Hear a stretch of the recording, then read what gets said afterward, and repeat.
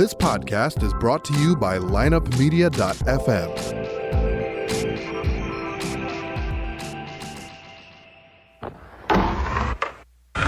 Because if you can tell me what your habits are, I can tell you what sort of a person you are. I can tell you what your future looks like. But like I always say, life is 10% what happens to you, it's 90% what you do about it.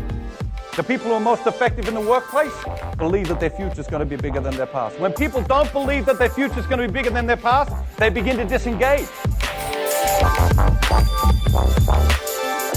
You're listening to The Circuit of Success, a podcast dedicated to helping you achieve success in every facet of life. Only on the lineupmedia.fm podcast network.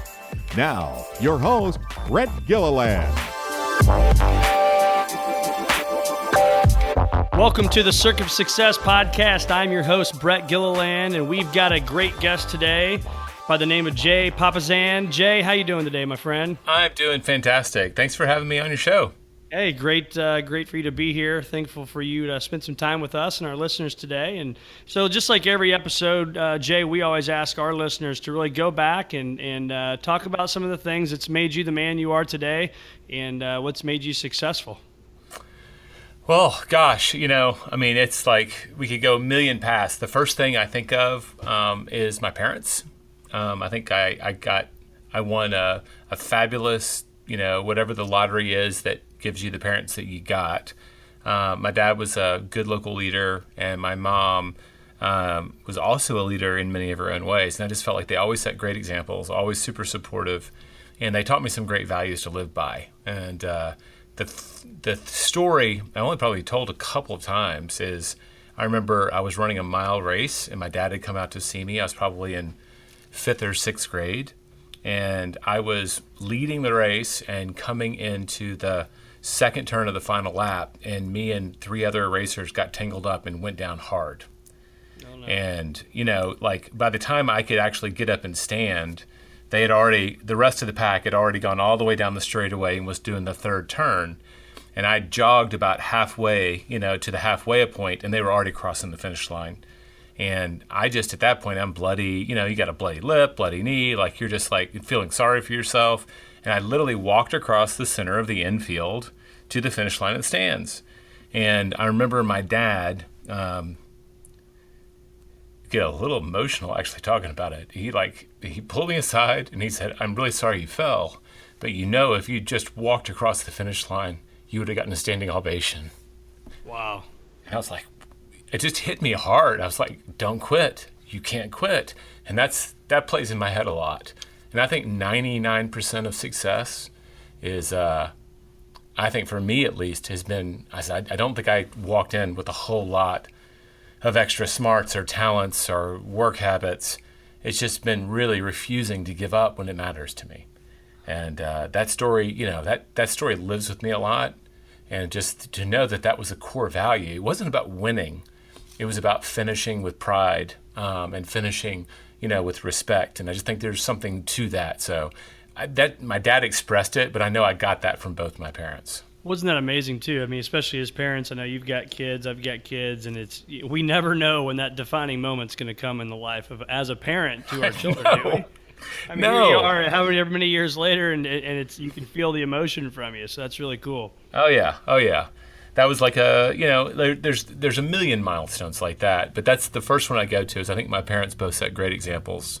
Absolutely. And they tried to instill me and my sister with some really strong values for how we would conduct our lives.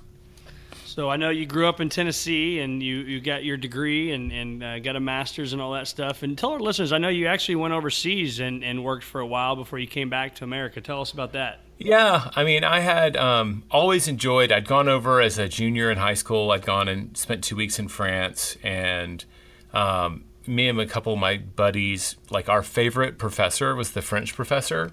It's weird, like I was his teacher's aide, and we would sit and play chess and talk about like his favorite rock and roll albums. And he was a track coach, and so a couple of my buddies were big into track with me, and we played soccer, and it was Coach Nixon. And so like he kind of implanted the seed that, and growing up in Memphis, Tennessee, like an international viewpoint wasn't a normal thing, that it was going to be a good thing it would be a good thing to go out and see the world. And my best friend Brian, I guess his junior year in college, he went to France to do a study abroad, and he just never came back. And that left a huge impression on me. I'm good buddies with him. We're writing letters. I'm going over to visit. He came back for like 2 months to finish his degree and then went right back. And so I'd gone to visit him twice. And I just remember when I was graduating, I was about a year after him. I'd got a French degree and all this. And he's like, you should come over and work. And I started looking for opportunities. So I actually got a job through a medical company that my dad was associated with. The interview is kind of a story into itself, but I got a job as a translator in a medical company and went over there and, basically became roommates with Brian and ended up staying for almost 2.5, 3 years in France between there and Italy. Holy smokes. And so you just did that, translate. I know you did some freelance writing. What got you into writing today? Because I think, you have 7 books out today. And what got you into that? I've always loved books. I tried to write my first book when I was probably 11 or 12. I borrowed a typewriter from my mom, like those actual things, typewriters. And I put it on like a card table in my room and started writing. I'm probably a combination of The Hobbit and Conan the Barbarian because I read those books and those comic books and all that stuff. But I remember writing all through high school. I always would read and I would always write. I worked in bookstores in college to make money when I wasn't waiting tables. And so it was always there. And I think I thought I would be a writing professor and maybe a novelist someday. And when I did finally go and get a master's in writing, when I was in France, I applied to a bunch of colleges and got into NYU's graduate program. And got a master's in English there and studied writing with like some amazing people like E.L. Doctorow. I got to meet some really great American writers and know exactly how hard that path was. But I got a job in publishing, and it was, there's like in HarperCollins, which is a huge house. I remember there were only like 4 editors that got to actually publish fiction, and only 2 of them really did it full time. And I applied for a job to work for one of them, and she was really sweet. I can't remember her name now, but I remember her saying, you're too ambitious. I need someone who's going to stay here for a long time because I'm not going anywhere, and there won't be many other people editing fiction, so you won't be acquiring. You're just going to be helping me, and I don't think that's going to make you happy. Like she was actually, she read me right, and she did the right thing. But while I was there, I got to publish a lot of nonfiction. And that, I think opened my eyes so that when I met Gary, years later in 2002, I was already working for him, but I found out he wanted to write books. I think that the idea of writing nonfiction books, I'd already done a lot of nonfiction editing and publishing. I was like very open to that. Whereas I think in high school or even college, I would have said, no, those people are all sellouts. I'm just going to write fiction, So that's kind of the writer's journey for me. Always interested in it, always passionate. I still always have a book with me. I love to read books. And I read nonfiction and fiction now, whereas I used to just be the latest Stephen King or whatever. Sure. Now, do you find, I'm sure you get asked this question a million times, and I'm one of these people, so this is a question I always want to ask people, too, that write books. But a lot of our listeners, I hear them all the time say, I'd love to write a book one day. How do people go about writing a book in today's world? It's probably easier than ever. I think I was looking in 2015, I think 450,000 self-published books came out. Wow. In 1 year. And you just think about that and you realize that you can't read it all. That's my first thought. Like, there's no way I can consume that much. I couldn't, in my lifetime, consume 1 year's worth of self-published books. So there's tremendous opportunity. What's the struggle? One, if you can write a book, which a lot of people can't do, I'll walk through that. You then have to also be heard. To me, the act of writing a book is not actually what people want. That is a big part of the journey. What they want is to be heard, either the story they have to tell or the lessons that they want to share. Does that make sense? Absolutely. Yeah, and so the bigger struggle now is there's a lot of noise because it's incredibly democratic. You don't have to go to a big house in New York and be accepted. You can just go do it yourself. I think it starts with, and I'm going to Are you asking nonfiction or fiction? I could try to answer both, but I've got more authority on the nonfiction. Yeah, nonfiction. Yeah, I think you have to have something to share, and then you've got to be willing to do the easy part is writing the first draft. I think a lot of people see that as the biggest challenge. I think the hard part is actually editing that. I published a book a long time ago called The 11th Draft, and the title kind of told you everything. This guy didn't feel like anything he ever wrote was worth anything until he'd completely rewritten it 11 times. And that stuck with me because I was like, yeah, that's kind of true. The best stuff happens when you come back and ask, can I say this better? Can I say this better? Can I say this better? So on and so on. So I usually tell people, why don't you just start? Sometimes the first step I just tell people is, why don't you do a 66-day challenge, which is out of our book, The One Thing, form the habit of getting up an hour earlier. And they're like, why? He goes, well, when are you going to write? Most people can't consistently set aside time to write, and therefore they will never write. They get the urge at 10 o'clock on a Friday night after the kids are asleep and they've had 2 glasses of wine. Well, that's not sustainable, right? That's not, if you build that habit, now you know why a lot of writers become alcoholics. So you want to build a healthy habit, and that I think that begins with making it one of the first things you do, or you find a time that you can absolutely control, and you just go in there, and whether it's 1 word or 10 pages, you write every day. And that's really it. And if you do that, whether it'll be in 1 year or 10 years, eventually you'll have a first draft. And then you'll go to people that you trust and who also love you enough to tell you what is good and what isn't good. You'll have a few carefully selected readers that are highly critical, that won't just bury you in abuse, but they'll tell you what you need to do. Like, this part doesn't make sense to me, or this is really poorly written. And then you'll go back and you'll rewrite it. And you'll do that until it's ready to go. It's not like a website. Like, you can publish a website with your ideas on it tomorrow. You can publish a video on YouTube with your big ideas on it tonight.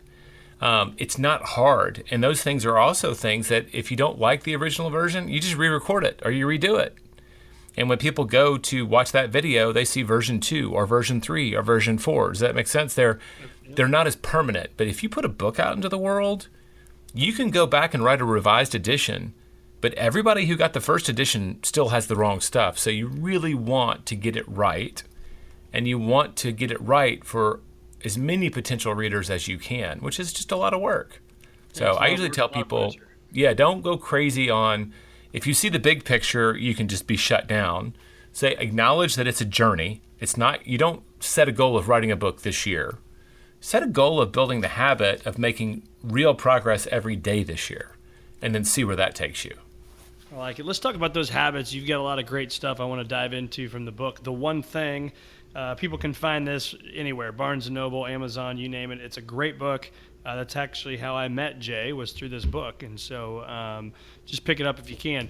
But anyway, let's talk about a couple things. One is, you already mentioned it, getting up 1 hour earlier. So whether it's to write a book or work out or whatever it is, let's talk about that discipline and why that's an important part. Well, in the book, we kind of, the big idea in the book is figure out the thing that matters most and make sure you do it. I mean, that would be the simplest way to put it. And matters most means the most effectual, right? What's the number one thing I can do for my marriage, for my work, my business?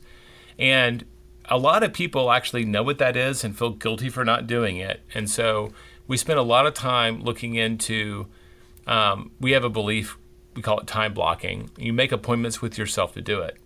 And we did a lot of research around how our body works, how our willpower works. And so just to kind of sum that up without, getting too far in the weeds, if you want to build a new habit or reinforce one, it's best to kind of build a habit of doing it at roughly the same time every day, and preferably in the morning.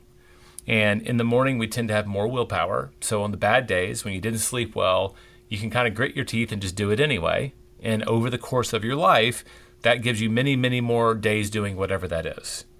In the short term, you missed one, you got one extra day this month. What's the big deal? It's that extra day each month for 10 years that adds up to like a third of a year advantage on your competitors. So it just adds up. And then the other one, if you go in the morning, right? So get up an hour earlier. The genius of this, and if you study really successful people, you hear it again and again and again. They're getting up at 4 and 5 a.m. because everybody else is still asleep. There's no distractions. You have wonderful control of your time then. And the moment you walk into your office, you lose, even if you're the boss, you lose a level of control because there could be a crisis. There could be an emergency that would trump what you thought was going to be your priority that day, right? You're about to lose your number one account. Well, you're not going to work on your book for the next hour. You're going to go work on your number one account. So the beauty here is if you want to form a habit, pick a time as early as you can manage. And if you need to, just start getting up early because that gives you that free time when everybody else is, still shuffling around with their newspaper, or walking their dog. There's nobody calling you. There's nothing happening on Facebook. You control that time and you can get really wonderful work done. And the 66 days, just to kind of put the final cap on it, we asked the question and tried to find research to back it up. How long does it actually take to form a new habit? And there's a group out of Australia that asked a bunch of people to take on new health habits. And it didn't really matter what it was, running, yoga, drinking water, quitting smoking, whatever it was. And they just followed them around for the better part of a year, asking them, did you do it and how hard was it? And they found that on average, about 66 days into doing it, it got as easy as it was functionally going to get. 95% of the effort went away, and they named that habit formation.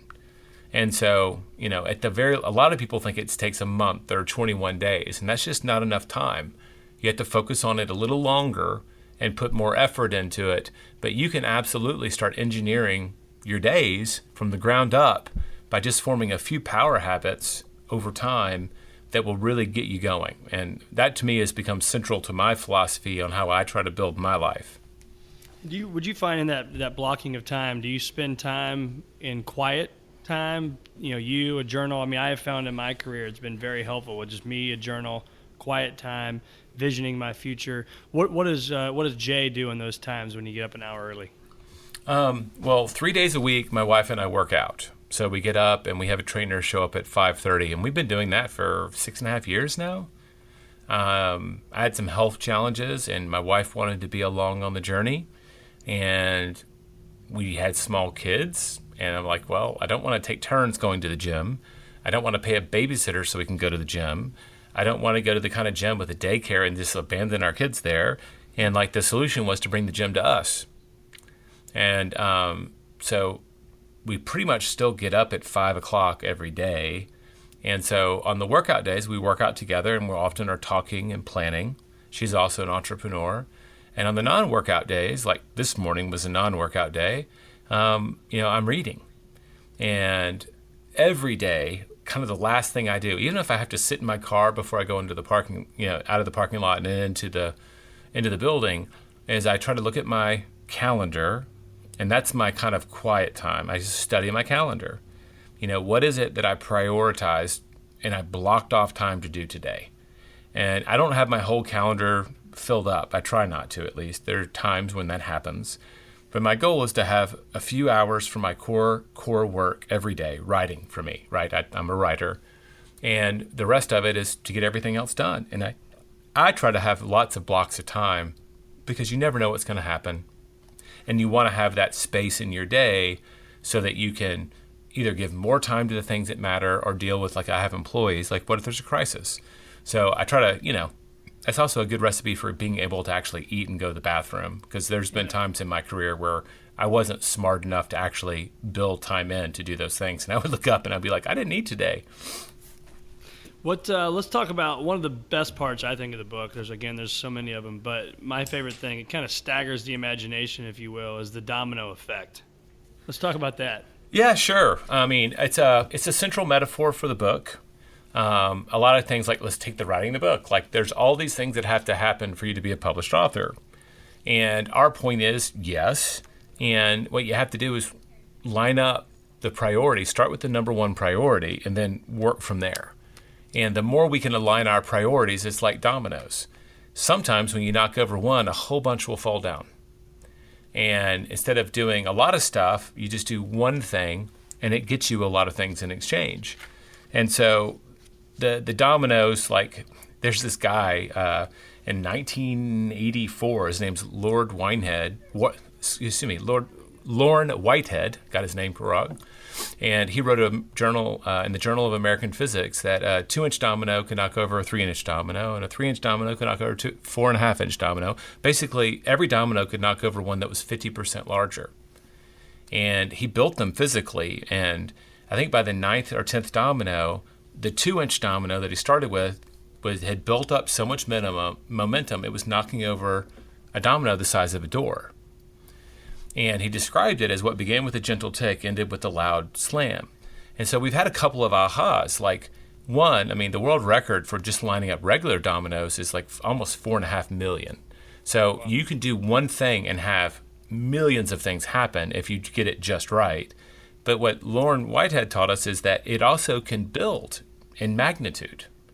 And this is the part like my kids actually like walked away from the book going, wow, that's cool. Because the idea that the dominoes not only can keep knocking each other over, but they can keep getting that much bigger. Like I think by the 23rd one, if you built it that progression, it would knock over one the size of the Eiffel Tower. By the 31st, it would knock over one taller than Mount Everest. And just 57 dominoes into that run, if you could build them that big, it would knock over that 2-inch domino. It would have built up to knock over one that would stretch from the Earth to the moon. And so it's just exponential. And my ahas, when you look at that, we graphed it out in the book. It's in one of the first few pages. It looks like a hockey stick on its side. And that is the shape of success. In the beginning, you're doing the same thing, and it's actually kind of monotonous, and you're not getting a lot of feedback. You might be making progress, but it doesn't feel like much. And then at some point, there's that curve. You get to the elbow, and things really do start to get magical. And we've studied businesses, Brett, I mean, so many. And on average, I think the biggest companies in the world, it took them 7.5 to 8 years to really pop. Like, it doesn't happen overnight. You hear these stories about Uber and all these, unicorn companies, and sometimes it's misleading. Yeah, they formed the company a few years ago, but this idea was burning in someone's head for a lot longer than that. Right. And when we actually looked under the hood, you're doing something, and because you're doing the right thing for that amount of time, really amazing things happen. And so that to me is the domino effect, and that's the metaphor in the book. We want people to line up their dominoes, start with the first domino every single day, and what'll amaze you, you won't even realize it. You'll just look up one day and you're knocking over bigger and bigger dominoes, and you're getting more and more impact. Well, I think that comes with time too, right? I mean, it's time, but it's patience, it's belief, it's discipline, it's passion. I mean, all those things are what you got to have to create success in your life. When you look back, Jay, at your life, what risk are you happy that you took? I asked my wife to marry me. That was like, could have been disaster, I guess.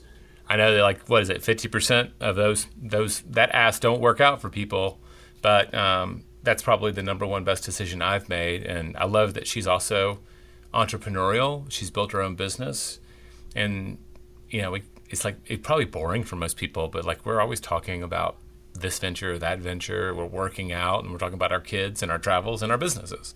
Sure. So that's, I don't know how risky it was, but that was the first thing that came to my mind. I mean, everything is kind of a risk. Like, you invest in partnerships. I mean, I partnered with Gary. That's a risk. But boy, has that paid off. I mean, no one has taught me to think bigger in the long run than my current partner, Gary. I mean, and working with him has been probably the greatest privilege I've had professionally, to have, a billionaire as my mentor. I mean, are you kidding? Right. I never expected that. Who Gary is. Gary Keller, one of the authors of the book, The One Thing, with Jay. But he's done, obviously, stuff much, much bigger than that. So let's talk about that for a second. Sure. I mean, we don't do any advertising, but maybe a lot of our agents do. But, 34 years ago, Gary started a real estate company straight out of college in a town he'd never lived in. And he built a company called Keller Williams. And today, in 30 years is how long it took him, it's now the largest real estate company in terms of the agents affiliated with it in the world. And we're second and soon to be first in homes sold and the volume of homes sold. So he's built the largest real estate franchise company in the world, and he built it completely from scratch. And it's like we're so dominant. Like if we have about 150,000 agents in our company. The number 2 has like, I don't know, less than 80,000. Holy smokes! It's not like there's a small gap. It's a ginormous leap from number 2 to number 1. And he's built it based on the principles, a lot of which were hypotheses before we did the 5 years of research. He just said, I think this is true. And when we were building the outline, we were like, yeah, I think multitasking is wrong. Yeah. And I think in the morning's better. And why is that? And that became willpower, right? And we had our hypotheses, and we unleashed our researchers, and we read tons and tons of books. And that's Gary. He built a real estate company not because he was a great salesperson, but because he loves to teach. And that's why you have someone who's built this company who's authored so many books. And I'm just happy to be along for that ride. I met him because I'd been in publishing. Yeah, absolutely. Not many people can say they have a billionaire as a mentor. So congrats to you for having that. What would you say is the one thing, no pun intended here with your book here, but what's the one thing, if you could tell our listeners, that you've learned from Gary that you need to focus on every single day of your life to be successful? I immediately want to tell you 2 things in violation of that principle. Fine. That's okay. We'll start a new book called The 2 Things. Yeah, this is the other thing. If it's dominoes, the first domino is you always have to think bigger. Ask a bigger question for your life. And, we talk about this in the book, that the answers we get are directly proportional to the questions we ask. And I think when we're kids, we ask big questions because we were naive and we just believed everything was possible. And at some point, we become afraid of failure and we ask safer questions. And I think that reduces the size of our dreams and our goals. And every time I think I'm thinking big, and I spend time with Gary and I share with him what we're doing, he will look at it and see something bigger, a bigger opportunity that I just was blind to. And so I always now know that no matter how big I think I'm thinking, I can probably still double it. And that there's a real benefit to that. I'm not attached to the absolute outcomes. I'm attached to the journey. And if we're striving and failing to build $1 billion company instead of $1 million company, well, failure might still be like a $500 million company. It's just so much bigger, and it will change so many more lives and have such bigger impact than our original vision. And so you've got to be okay with failing a lot to do this game, but it's what I want to teach my kids, and it's something that I still am teaching myself. So that's been the gift, that the number one, and I think if you ask my wife, she would also say that if we had to just give one answer, that would be the biggest gift of being in this relationship, is that we've thought bigger and we now actively try to think bigger for our lives and the ones we love. If there was a second one, and it's his mantra, and it will probably be the sequel, is that no one accomplishes anything worthwhile by themselves, is that it's always succeeding through others. And that's been huge for me, and that as a business person, if I'm just doing it all the time and I'm not really growing other leaders around me, it'll all fall apart when I'm gone. And to really build a big company, a legacy project, you have to learn to succeed through other people. And when I keep those 2 things in mind, I think pretty much everything else is secondary. Do I have a big enough vision, and do I have the right people on the team? And if the right people, and I'm going for the best possible, anything's possible now. So how do you do that? You must be reading my notes, actually, because literally my next question was, what have you done to build a successful team internally and externally? So I'm just going to ask you to answer that question. What have you done? What can we do to build great teams? Well, we've been, as a company, I remember when one of the first writing projects I did with Gary is that he had paid, was paying a consultant $1 million a year to try to help him be a better hirer. And a lot of the stuff that we were learning was very corporate feeling and technical. And we all sat down and said, how can we just kind of humanize this? Because, again, Gary's a teacher. And if people don't understand it, they won't do it. And so we wrote a course with a woman named Kelly Parham or Kelly White. One of them's her maiden name and one of them's her married name. I forget, but if she's listening, hey, Kelly. But we got together and we wrote a course called Career Visioning. And I would bet, since 2001, when that happened, we've spent as a company on average of $1 to $3 million a year in investing in how we could be better hirers and accountability partners for the people we hire. And we have a real process for doing it. And so we invested in that heavily. I mean, I'm looking at my feet and I've got one-page talent management. Like we're always reading it. That's a book, by the way. We're always studying it. And we have a process.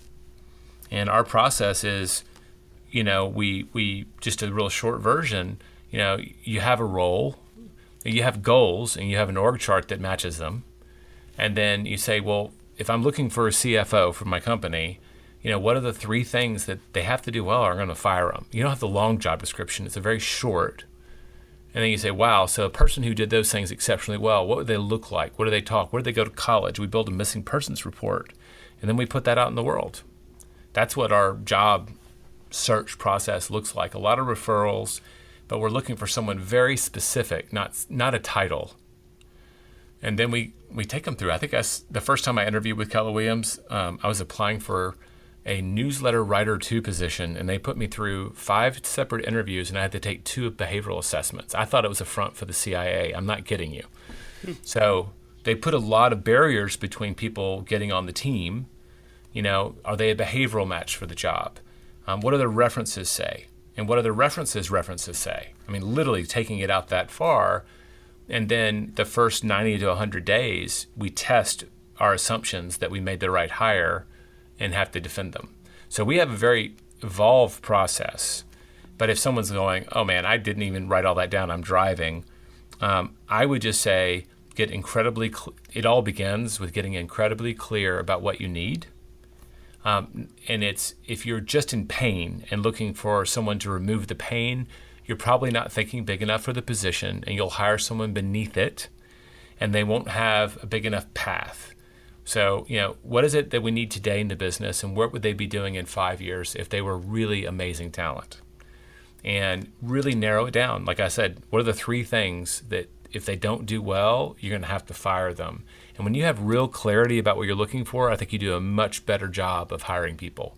And most people, I think they just need help. And they know it's help, and anything that shows up looks like help. And that leads to a lot of big mistakes where people do provide help, but they can't grow with the business, or they're not a good match for the business. Well, and what you talked about earlier is you can't do it alone. And what I'm hearing from you is your team is not doing it alone. No matter how many people you have working for the company, you guys are putting lots of just not only time and talent, but also lots of money into making sure you've got the right people on the team. That's great. Yeah. Oh, yeah. So what do you do to inspire others right now? I mean, of course, you've got all these employees around the country, and sometimes whether you're in the real estate world that you guys are in, or in the financial world that we're in, or you're an entrepreneur, whatever it may be, what are you finding that the best of the best do to inspire themselves each and every day? That's a hard question, because I think you are or you aren't. So maybe I'm being contrarian here. If I'm hiring people, if I have to motivate them, there's probably a problem.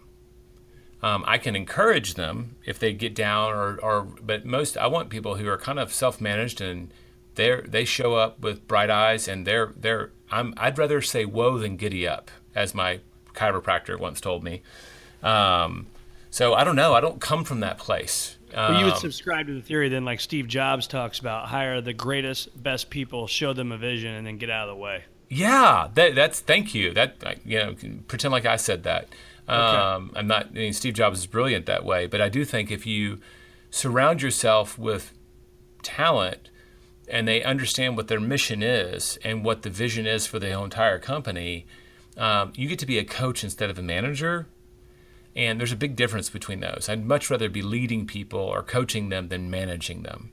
If I'm managing them, I'm like, well, why did you go home at 5? Why didn't you complete your assignment? There's usually a problem happening. Yeah, and it's not pleasant for me or for them, because I hate being micromanaged, and I can do it when I'm on my worst days. I don't ever want to do it, but I certainly don't want to have to do it because someone's not meeting my expectations.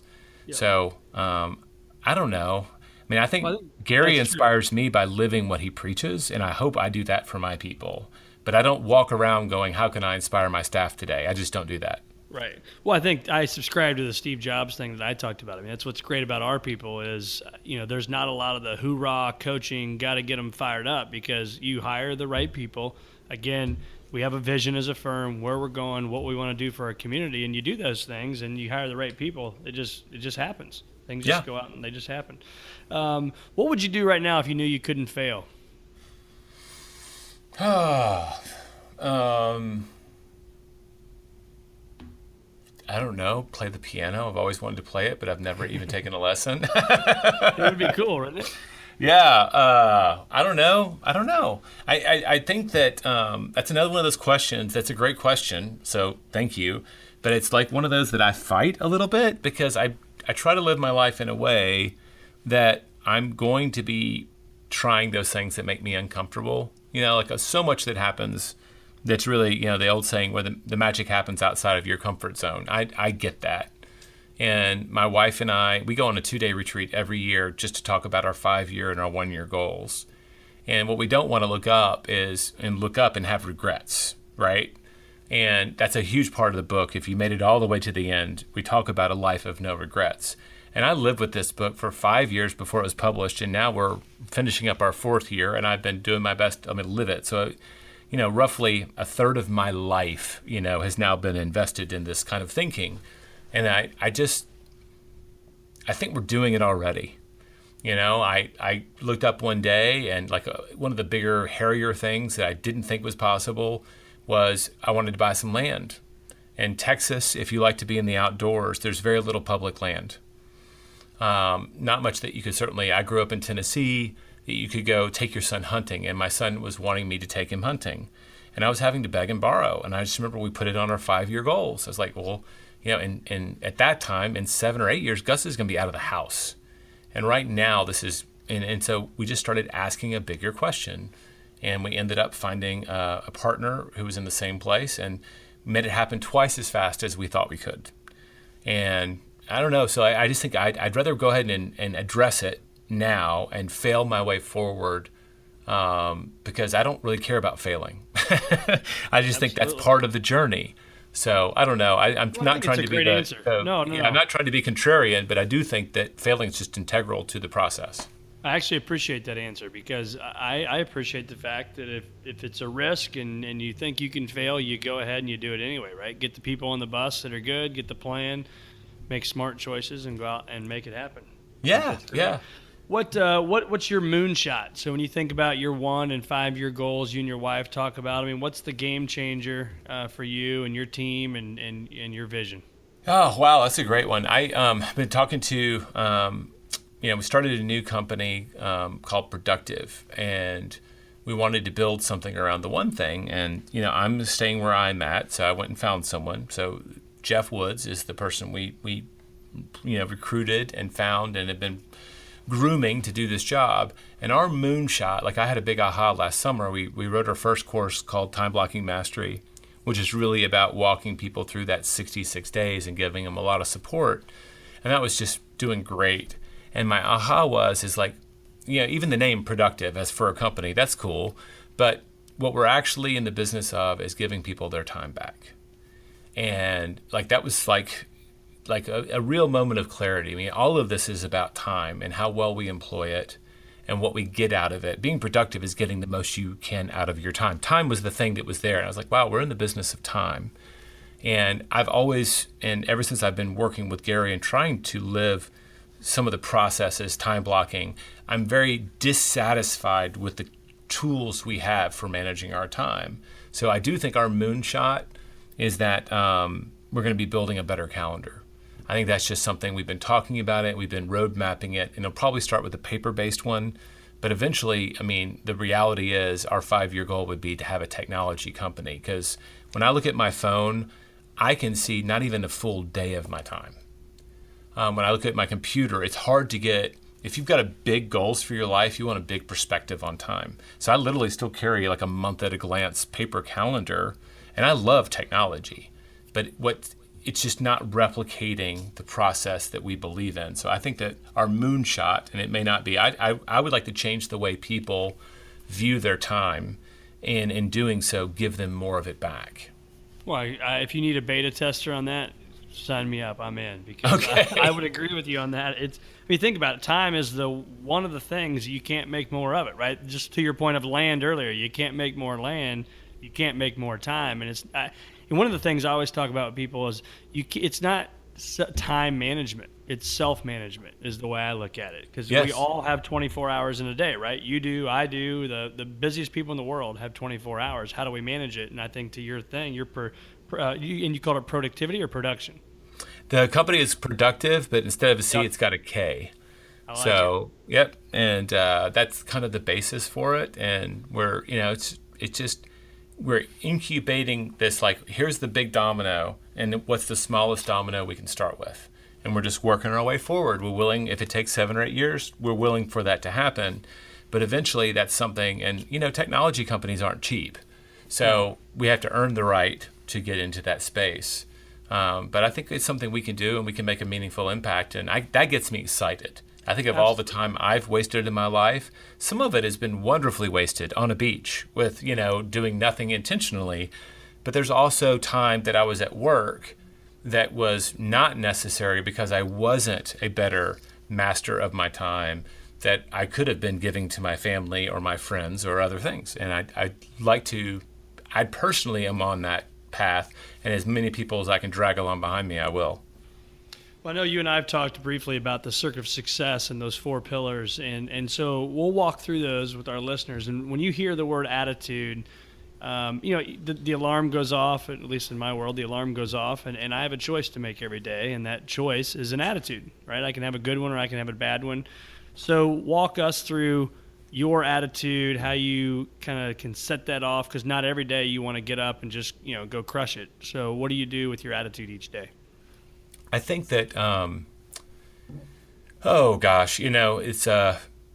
trying to think, there's a book called Essentialism, and I had a conversation with a guy named Stu McLaren, who read our book and sold his business, and there's a long story, but when we talk about what our mission is in life, and in the book we call it your purpose, I think one of the best ways to stay in touch with it is to remind ourselves of the cost of not committing to it.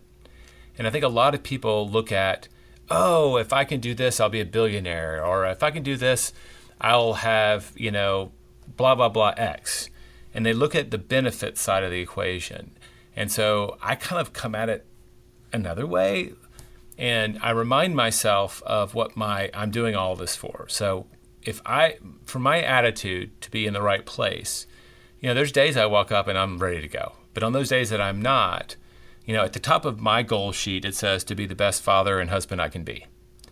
And when I really did my soul searching, and I looked at, why do I want to do this? And why am I doing this? And why am I, on the days that you work on things that they matter, but you just know your heart's not in it. And there's this integrity I want to have with my children. And I felt like if I mail it in and don't do my best work, I'm not being my authentic self to them. And the thought of failing that relationship, the cost is very high for me. And I also remember a conversation I had with my wife when I was really about to mail in a delivery of a book that I didn't want to have to write, but it was something the business needed us to do. And I'd come up with this elaborate rationalization for doing a mediocre book. And my wife, being a great accountability partner, I think she was just telling me the truth, said, you tell your kids and you tell your wife that you're a writer, and it really just sounds like you're mailing this one in. I mean, she just called it exactly like it was. And I just thought, wow, if I lose my wife's respect, that is the worst thing I can lose. And so, it sounds horribly negative when you put it in these terms, but for me, the cost of failure is too high. And that, when I'm on my worst days, I'm like, look, I got to remind myself while I'm on this journey. The positive affirmation is I'm trying to be the best husband and father as I can be. And one of the ways I'll do that is by doing the best I can every day. And anything less is not authentic to those relationships. Sounds very elaborate, but it's very specific to me. And I think everybody, if they're willing to look hard, they can uncover what their motivation is and what the cost of not fulfilling it is. And it's powerful, I think, when you look at that. My friend Billy Murphy, have you ever heard of Billy Murphy? He has a website called Forever Jobless. I've not. Okay, well, he's maybe he's a local celebrity. I don't know. He's like this really cool guy, very thoughtful guy. And he posted a website, I think it's called Go See Your Folks. And you don't know what it is, but you go there and you enter in, how old are your parents? How many times do you see them? Where do they live, right? What country they live in, that sort of thing. Just like 5 questions. And then it says, you will see your parents again 16 times. And the aha is like, oh, if all the averages based on who they are and where they live and what they do are true, I'm only going to see my parents 16 more times. What people do is they book a vacation to go see their parents. And I've just found that to be true in so many things when it comes to your attitude. We often think we're motivated by the positive, but we're actually move much faster to avoid the pain. And I just use that trick on myself all the time. Yeah, that's amazing. My gosh. No, and what was his name again? Billy Murphy. I just am a big fan. I think he's a deep thinker. I had coffee with him last week. And I don't know that he's ever had a job. He was a professional poker player, and then he buys and sells companies now. Well, good for Billy Murphy. That's awesome. So talk to us about beliefs. Second pillar. That's a big part. We talk about mission, vision, values, beliefs, and perspective as a kind of the journey of leadership. And I think we even talk about that in some detail in the book. And beliefs and values are really important, but like beliefs are kind of the rules that we live by, and we have them written on the wall in our company. It's win-win. We're going to seek first to understand. And we have, these are kind of the rules that we will conduct ourselves with. And I think that if we have beliefs that don't serve us well, we really have to work to get them out of our heads. And if you've read any of our books, like in this book, we had the introduction, and then the whole first part, and it's like 6 chapters, is called The Lies. And in our other books, we have the myths or the myth understandings. And we believe as teachers that before you can get the good thoughts in, let's get the bad thoughts out. So we spend a lot of time on thinking, and I think it's incredibly important. So you have your attitude, and then what do I actually believe to be true? If your perspective is off, you're working just from a horrible foundation. So that's where I come from on beliefs, right? So what do I believe to be true about this situation? What's my perspective, and what are the rules that I'm gonna hold myself to as I go through here? And we talked about the third pillar a little bit, but activities. Anything you want to add to that? Well, this book is about aligning your activities with the results you want in your life. So, and how to get there in the fastest, most assured way. So, thinking's great, but without action, you go nowhere. So it's the obvious thing, and it's where people go. They often don't do the preparatory work on their beliefs and attitude beforehand, and as a result, they don't get the results they want. But we're all Pareto's principle on steroids. What's the 20% of the 20% of the 20%? We want to get right to the heart of what matters and stay there as long as possible. Yeah, I talk about the activity side. It's like you can have the best, I'm not a hockey guy or hockey player, I should say, but you can have the best slap shot in the world, but if you can't skate, it doesn't matter, right? Yeah. It's that's not ultimately the priority. If you had to, you want some level of skill. Like if you can skate but you can't shoot, are you still going to have a spot on the team? Maybe not. That might be too specialized even for hockey, but yeah, there's probably a level you have to emphasize the skills that matter the most and in the right order. So let's say I give you a check today for $10 million, and you can't pay off. You can't pay off debt. You can't invest it in normal stocks, bonds, mutual funds, things like that, and you can't give it to charity. What are you doing with it?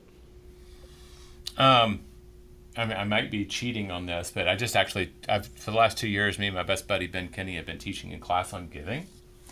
And so I can't give it to charity, but one of the fun tricks we've been doing is teaching other people to give. Like he went to his old high school, and he was a very poor kid, and he's doing very well now. And he was funding like a $5,000 scholarship. It wasn't like a giant, endowment, but it was still a sizable check. And he went with his buddy that had gone to the high school with him too, and hadn't done as much. And Ben didn't think he was as generous, and he felt it was because he'd never experienced giving. And so right before they started, doing the ceremonies, he turned to his friend and he said, "Hey, I'm going to donate money for this scholarship, but you're going to give it and you're not going to tell anybody that I gave you the money. I just want you to experience what it feels like to be the person giving the check.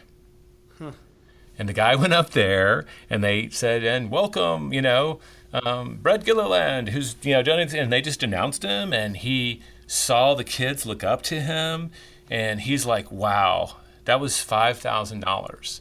And that's a lot of money, but I didn't know how impactful it would be on so many levels. So, like last week, I went and bought coffee, and like the the barista was having a bad day, and I said, I'm going to leave $100 with you, and would you just buy coffee for everybody who you think needs it? And you can tip yourself $1 for every coffee you make, but I want you to just be the one giving the coffees away. And it made a lot of people happy. They got free coffee, but I think the barista's day was transformed. Absolutely. They got to be the giver. So I'd probably take that $10,000, and I might start with my kids and some people who I thought, because they're young and could learn some great lessons from being the giver. And I would pick some other people, and we would go out and we would teach other people to give. So it's not a charity, but I think that might, if you can give so much more if you can teach other people to give than you could ever probably afford to give yourself. Absolutely. A couple more questions here for you, and we'll let you go today, Jay. But what would you give yourself if you could go back 10 or 15 years? What advice would you give that person? Okay, so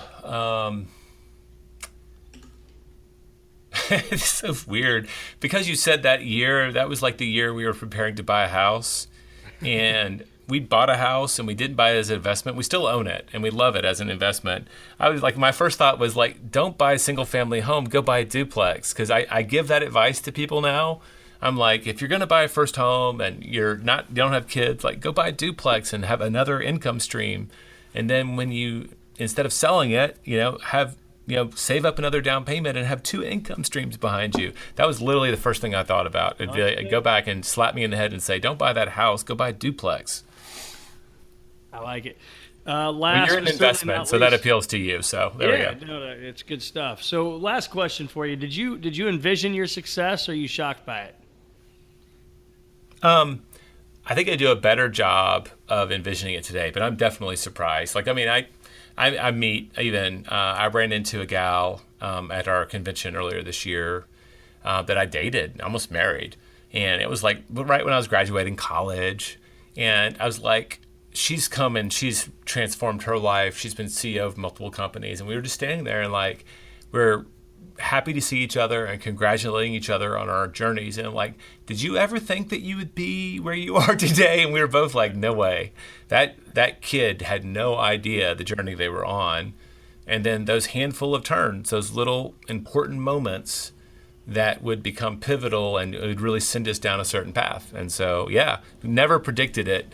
Today, I think I do a little bit better job because I'm a lot more purposeful about what I do. But, no, I don't think anybody would have predicted it if they knew me even as late as 25 to 28. Yeah, they're like, Jay's doing what? They might not be surprised that I'm around books. Right. Okay. Yeah, but all the business, I mean, there's pictures probably, thank goodness, pre-Facebook, John Lennon glasses, like shoulder-length blonde hair, wandering around Paris like a bohemian. So, there you go. That wasn't the vision of a future, whatever I am now. Well, Jay, I've got a ton of notes from today, man. I appreciate you taking the time. Where can our listeners find more of your stuff? Well, luckily, Jay Papasan's easy, so they can definitely check me out on any of the social media that I'm on, Facebook, Instagram. I try to be responsive. I do time block, so I'm not in those things every day. So if they have a question, and obviously go to theonething.com. We've got all kinds of free resources there. And we even got a new podcast if you want to check it out on The One Thing that Jeff is running. And it's just other ways for people to experience the book if they're wanting more. I like it. Well, I appreciate your time, Jay. It's been a pleasure having you on the Circle of Success podcast. Much success to you, my friend.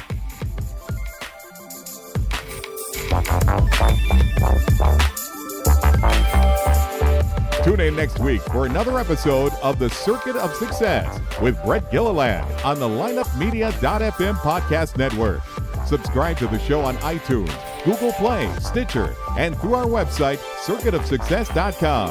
Follow us on Facebook and Twitter, and email any questions to info@circuitofsuccess.com.